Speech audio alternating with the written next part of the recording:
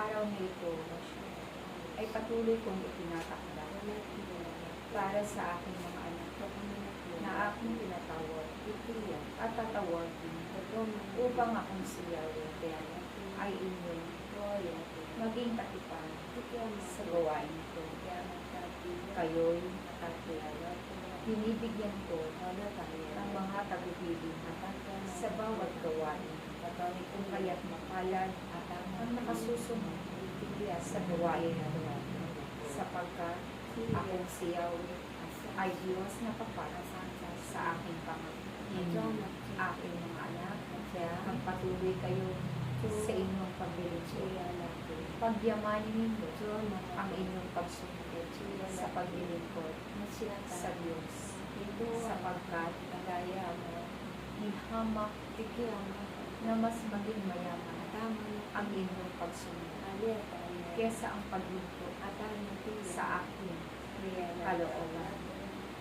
Kayo'y tinatawag ko sapagkat mahalaga na ang mga araw na paparating, sapagkat kung inyong pagmamasdan ang mga nagaganap dito sa sanlibutan ay dumadako na sa nakasaad sa banal na kasulatan at nakikita ninyo na ito ang mga huling panahon.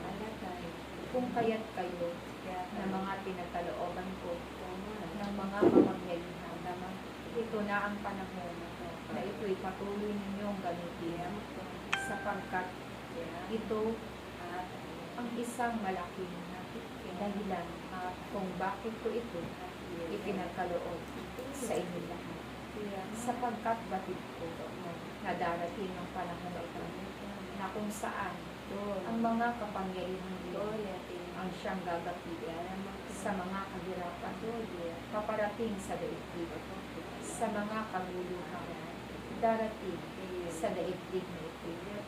Kaya gamitin niyo ang aking mga kaloob upang ang inyong mga tahanan at ang inyong angkan ay hindi salutin.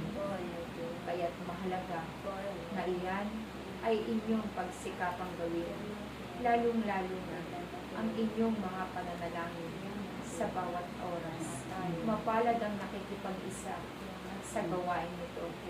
Mapalad ang nakikipag-isa sa mga oras na ito, sapagkat hindi ninyo tatamuhin ang mga salot na maaaring maganap sa darating na panahon. Kaya't aking mga anak, patuloy ko kayong pinagtatagubilinan na kayo'y magkaisa, magkaroon ng isang isip at ng isang damdamin, sapagkat akong siyaw ang nakababati ng lahat ng magaganap sa hinaharap. Hindi ko man ito maihayag sa inyo ng harapan, ngunit ang aking tagubilin ay inyong pagsikapang gawin upang ito'y hindi na dumating pa sa bawat tahanan ninyong lahat. Kaya't aking mga anak, ito na ang panahon na kayo'y sumunod sa lahat ng aking tagubilin at patuloy kayong magkaisa sa pananalangin, sapagkat ito ay napakahalagang tagubilin na ibinabahagi ko sa inyong lahat.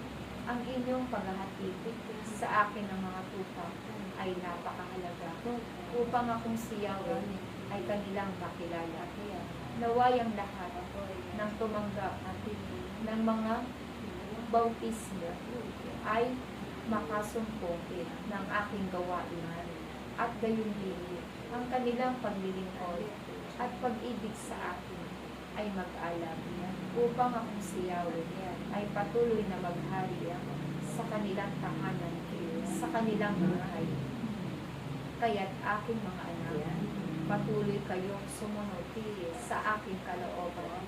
Patuloy kayong magkaisa at patuloy kayong magbahagi ng inyong mga panalangin, sapagkat ito ay mahalaga.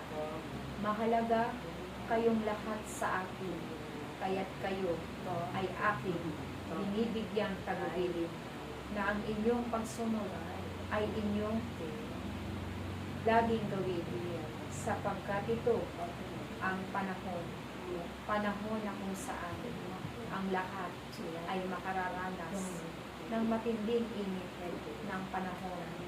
Ang lahat ay makararanas ng mga pabago-bagong panahon. Kaya't aking mga anak, nais ko kayong maligtas. Nais ko kayong pagkalooban ng mga biyaya. Kaya nawa, patuloy kayo sumunod. Sumunod kayo, patuloy kayo sumunod. Maraming salamat, aking mga anak, sa inyong pangunawa sa aking tagubilin. Salamat sa inyo.